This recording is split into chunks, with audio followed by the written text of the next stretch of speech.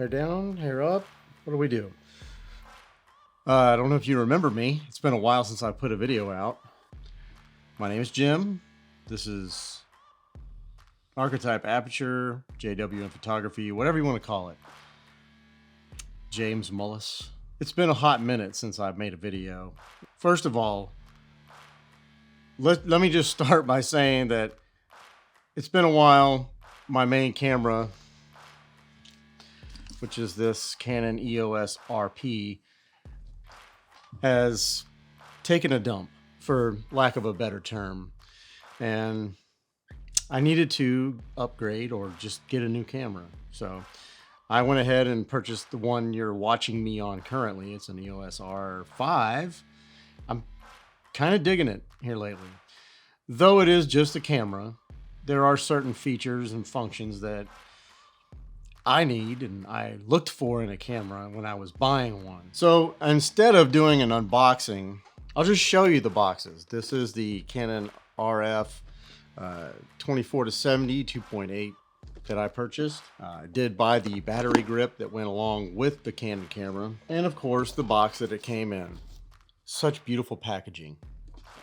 Now, I didn't make this video as a show off or anything like that. I'm not trying to show off that I have a fancy camera, but I just wanted to share it with you and talk about my experiences with the camera and some other bits of gear that I may have procured along the way that I wanted to kind of talk about. So this camera right here, particularly, I've been shooting a lot of landscape. I have done some self-portraiture, which has been pretty freaking good. I mean, to be honest with you, clarity is there. It's beautiful. The photos are coming out amazing. The 47.1 megapixel sensor that's in this camera is pretty darn amazing.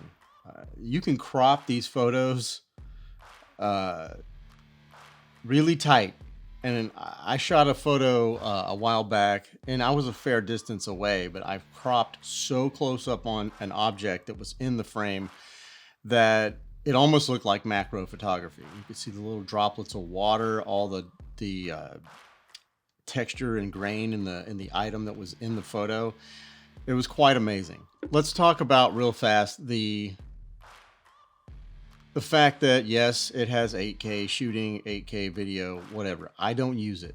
I don't use 8K video. The 120 frames per second, even at 1080, with the stabilizer, the in-body stabilization in the camera and in the lens, you almost don't need a gimbal for this thing. It's quite amazing. Okay, let's talk about the photo functions. One of the photo functions that I really love about this camera is the continuous shooting. In mechanical shutter mode, you're getting about 12 frames per second. With the electronical shutter, you're getting about 20 frames per second, which is, to me, and anything that I've ever owned, it's way faster than anything I need. This camera does offer, in video mode, it does offer C-Log, which I have yet to try. I'm shooting this and it's 1080 at, I think I'm at 60 frames per second. It might be 30. I can't remember what I set it to. I'll check it later. Anyways, and it looks freaking awesome. And the autofocus on this camera is just, there's no words. I'm able to capture shots that I have missed in the past. And that's amazing to me. Capturing shots like my grandson running around the yard and being able to, it literally zones in on his little eye and aims the focus directly right there. It's absolutely stunning every single time. I have not had an issue yet. Now, you have to be very careful with some of the settings if you want to make sure, if you want to utilize these functions, there are specific settings that you have to use. Excuse the AC, it just kicked on. It's probably going to be super loud. If you're not using the proper settings, then it may not work as good. I did have an issue for a moment with that, but I fixed it. I can't remember exactly what I did, but I will tell you what I did do. What I do remember what I did do was I went on and I found Someone who I've used numerous times with numerous different cameras that I've used. He always puts out, I can't say always, but he's been very good about putting out videos that show you how to set up your camera from beginning to end. And they're very long videos, so you have to kind of hang in there. If you do, you'll have all the right settings for your camera. And obviously you can go back in and you can change these features if you need to, if something's just not, you don't want that feature or you want a specific feature.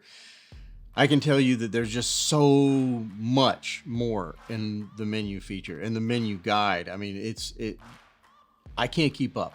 I'm still finding things. My initial thought and my initial reaction to this camera is that it is a 5 out of 5. I would suggest it to anyone who's wanting to be a professional shooter and shoot full frame. I'm not knocking Micro Four Thirds. I'm not knocking crop sensor cameras. I used a crop sensor camera for a long time, and I actually use a Micro Four Thirds currently in one of my podcasts that we live stream, and I use it to live stream, and it's very clean, very clear. It gives a great clean HDMI out, which is important to have when you're live streaming and you're using a camera like this. And it just gives a different look to your stream. That's a whole other topic. I think I mentioned it in one of my podcasts that I did. The Canon RP is a great photo camera. It does take video. And if you're looking for it's not cheap and it's not expensive. It's like in the middle somewhere. I would say that if you're a beginning shooter and you're getting into full frame and you're getting into mirrorless, this would be a great camera for you to start with. Now, if you're not a Canon shooter, then obviously it's not for you. Every camera has its strengths and every camera has its weaknesses. They all do this thing where they'll give you a great feature and then cripple it somewhere down the line. There are some things that could be fixed with this camera, but all in all, it shoots very well. And if you notice here, I think I talked about this as well in one of my podcasts, is I bought this battery grip, and it's got this little cord here that goes to the shutter release, but it's not made. They don't have an actual battery grip that goes for this camera. So I think someone actually engineered this and made it. I think I found it on Amazon. Maybe if I can find it again, I'll put the link in the description below. It's got the vari-angle screen. The EVF is awesome. I got very spoiled with this EVF, and I'll tell you, be very careful with an EVF, because if you ever switch from a camera with EVF to a camera that doesn't, that has an optical viewfinder, you're going to find yourself kind of in the lurch a little bit. You have to rewire your brain, sort of. I know I did, because when this camera went down, I had my old 60D and I just wanted to keep shooting, and it's got an optical viewfinder. And I think I took my daughter out shooting, and I posted some of those photos on my Instagram. Not gonna shamelessly plug that here. Maybe I will. JWM photo. Yeah, I just wanted to keep shooting, and that camera does fine work as well. To my point, any camera you buy is going to be good in the hands of someone who knows what they're doing.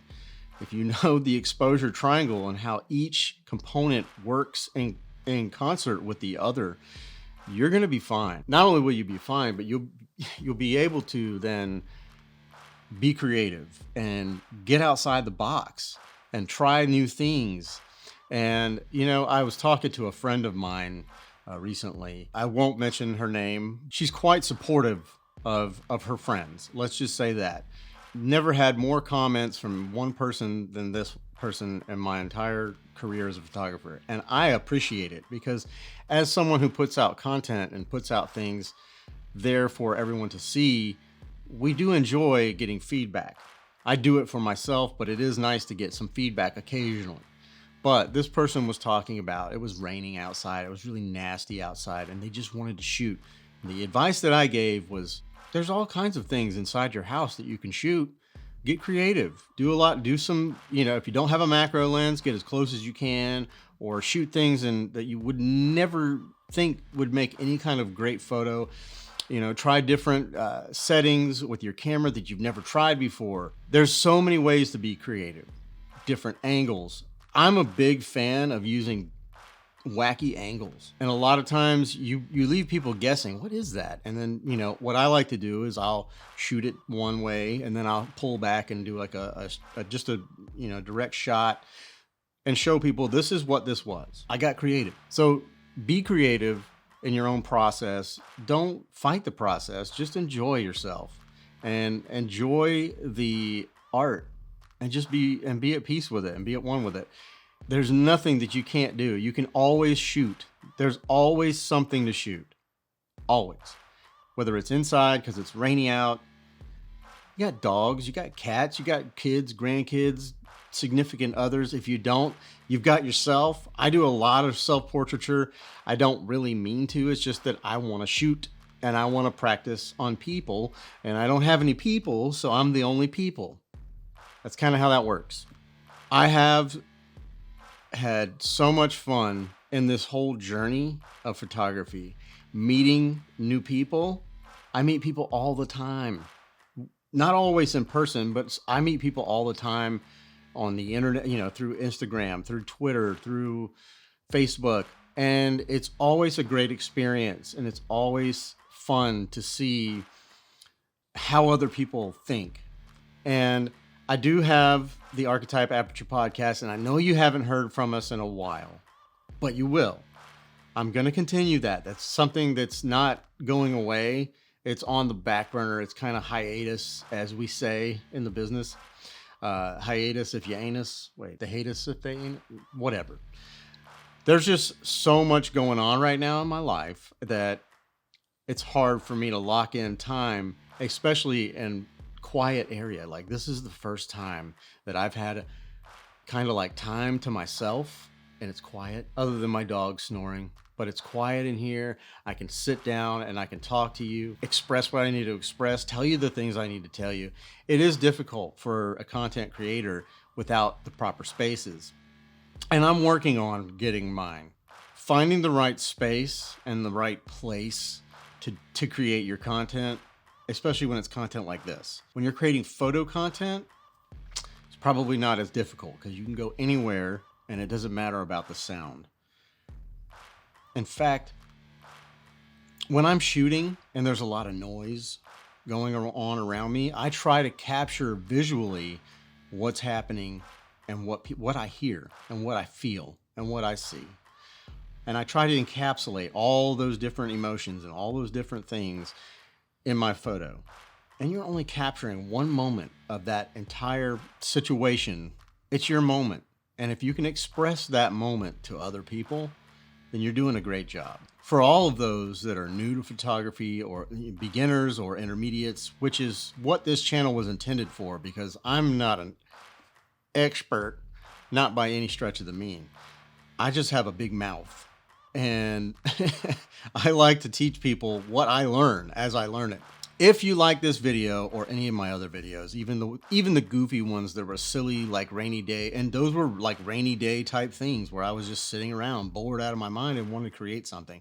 But even if you like those, hit that subscribe button, hit the like button on the videos, and share them if you like. I don't mind.